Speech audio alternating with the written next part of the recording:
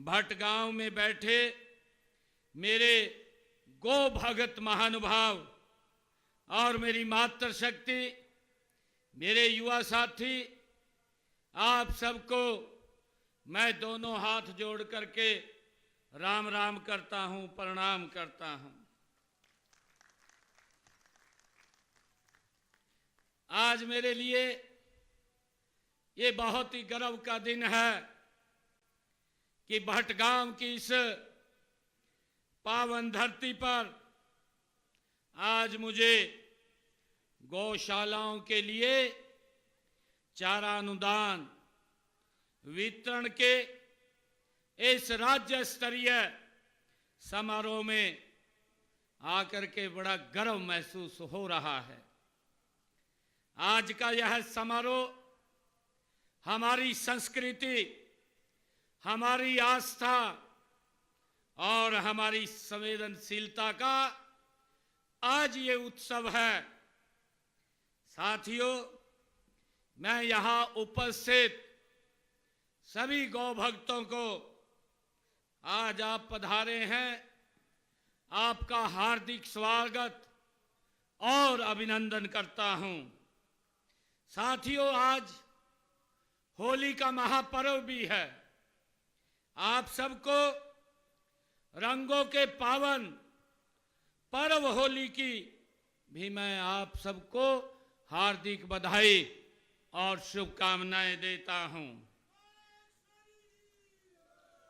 होली केवल रंगों का त्योहार नहीं है, बल्कि यह प्रेम, सद्भाव, भाईचारा और सामाजिक समरसता का ये प्रतीक है। यह पर्व हमें सिखाता है कि जीवन में भेदभाव की दीवारों को तोड़कर एक दूसरे के साथ हम खुशियां साझा करें, हमें साझा करनी चाहिए। मित्रों, हम सब जानते हैं जब ये होली का पर्व हमें प्रेम और सद्भावना का ये संदेश देता है, तो मुझे ये बताते हुए बड़ा गर्व भी हो रहा है कि जब हम प्रेम, करुणा और स्नेह की बात करते हैं तो सबसे पहले जो छवि हमारे सामने वो मन में आती है तो वह मुरलीधर, गोपाल और नंदलाल श्री कृष्ण की ये छवि हमारे सामने आती है। साथियों, श्री कृष्ण का जीवन हमें सिखाता है कि सच्ची महानता सच्ची शक्ति नहीं है, बल्कि संवेदनहीनता में ही। ये द्वारका के जो राजा भी थे, लेकिन उनका हृदय हमेशा वृंदावन की गलियों और गौ माता के बीच उनका समय बीतता था। साथियों, कृष्ण को गोपाल इसलिए कहा गया क्योंकि वो गायों की वो सेवा करते थे। उनके लिए गौ माता केवल एक पशु नहीं, बल्कि वो उनके परिवार का एक हिस्सा थे। साथियों, जब जब गाय पर संकट आया, तब तब भगवान श्री कृष्ण ने उनकी रक्षा की है। साथियों, श्री कृष्ण का गौ माता के प्रति प्रेम हमें यही सिखाता है। हमारी पौराणिक परंपरा में होली का भी विशेष महत्व है। हम सब जानते हैं कि प्रहलाद की भक्ति और होलिका का दहन की कथा भी हमें यही संदेश देती है।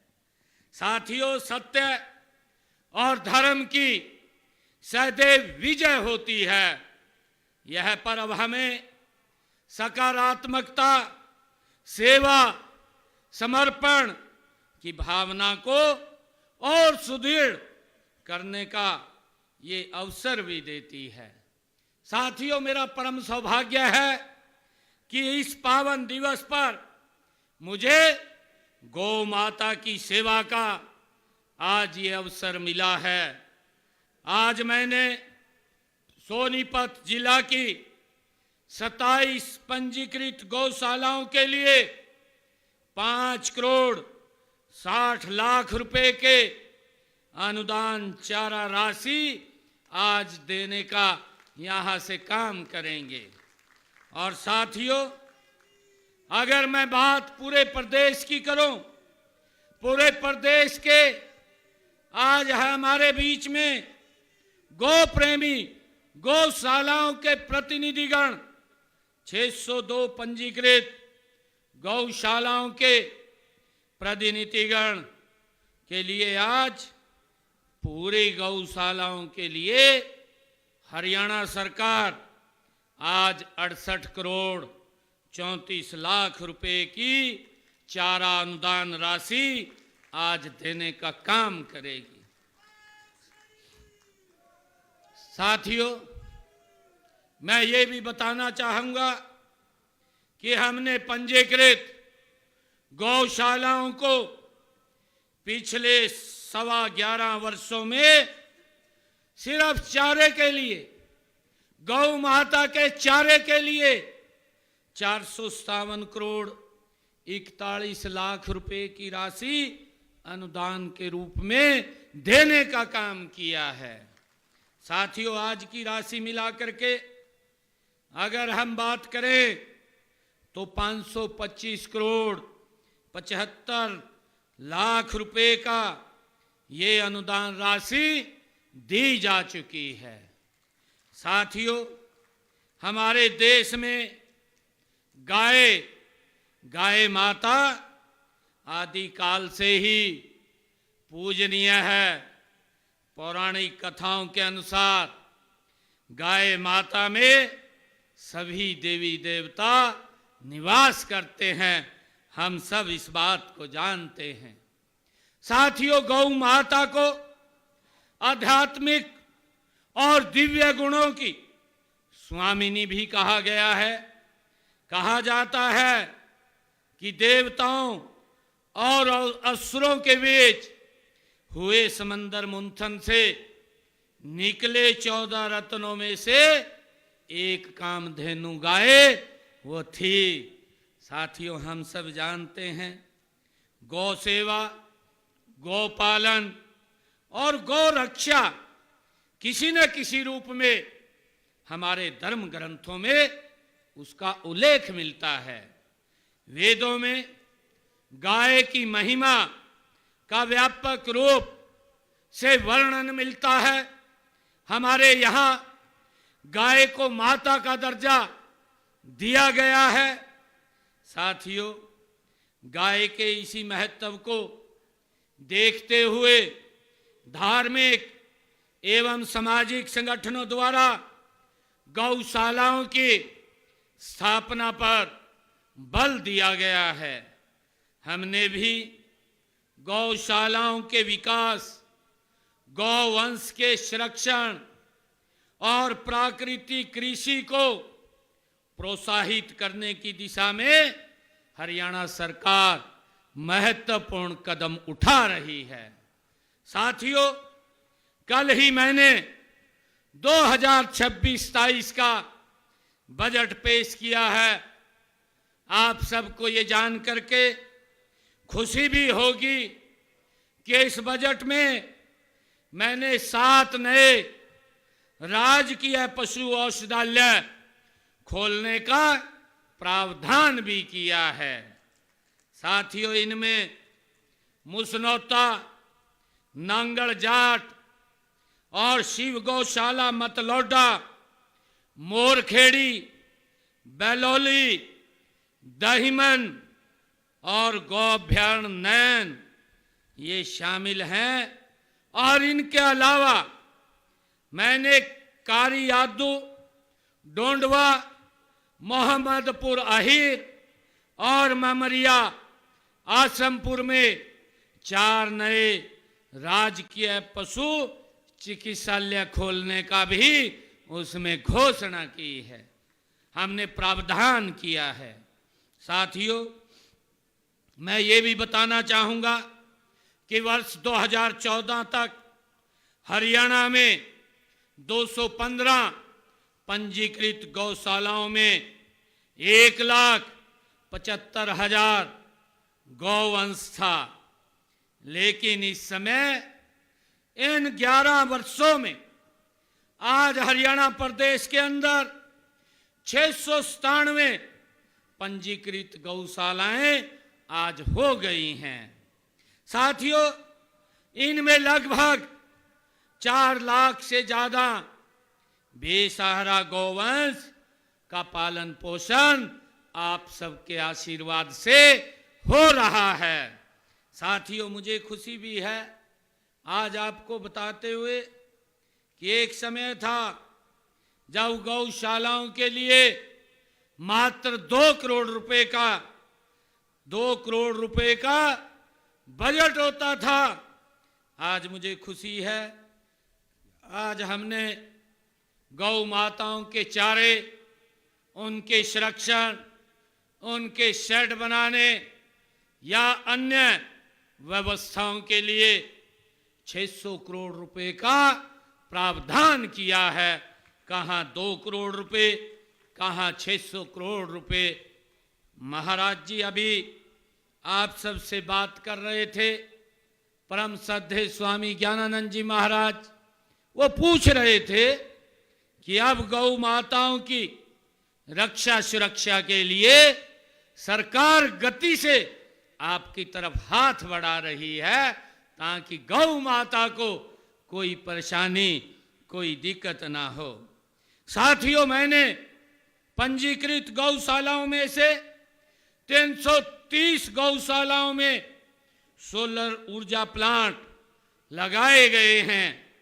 और अब जो ये बजट मैंने जारी किया है, इस बजट में प्रावधान किया है 26-27 में प्रदेश की सभी पंजीकृत गौशालाओं को सौर ऊर्जा आधारित परिसरों में परिवर्तित कर दिया जाएगा।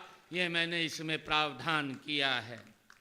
साथियों, मैंने गत वर्ष पंचकुला में आयोजित कार्यक्रम में गौशालाओं को ई रिक्शा देने की घोषणा की थी। मैं बताना चाहूँगा कि गौशालाओं को 820 ई रिक्शा की खरीद प्रक्रिया वो गति से आगे बढ़ रही है। जल्दी ही 820 ई रिक्शा वो भी गौशालाओं के सुपुर्द कर दी जाएंगी। साथियों, हमने गौशालाओं में 2 रुपये प्रति यूनिट की दर से बिजली उपलब्ध हमारी सरकार करवा रही है। नहीं तो पहले आप सब जानते हैं गौशाला के लिए कमर्शियल रेट पर बिजली का बिल आता था। जो हमारे गौ प्रेमी हैं, जो हमारे गौ प्रतिनिधिगण हैं, उनको बड़ी दिक्कतों का सामना करना पड़ता था, परंतु हमने उनके उस रास्ते को भी सरल करने का काम किया है। और ये नहीं, क्योंकि अगर गौशाला खोलनी होती थी तो उसके ऊपर स्टैंप ड्यूटी भी पूरी देनी पड़ती थी, परंतु हमने गौशालाओं से अगर कोई गौशाला खोलना चाहता है, रजिस्ट्री पर 1% जो शुल्क लिया जाता था, लेकिन आज नई गौशाला को जमीन की रजिस्ट्री पर कोई स्टैंप ड्यूटी नहीं देनी पड़ती, उसको 0 कर दिया है। साथियों, मैं बताना चाहूँगा कि गौशालाओं में गौवंश की समस्या की जांच के लिए हमने पशु चिकित्सकों की सुव्यवस्था न होने के कारण दिक्कतों का सामना हमारे गौ भक्तों को करना पड़ता था। हमने इस समस्या का भी निदान किया है।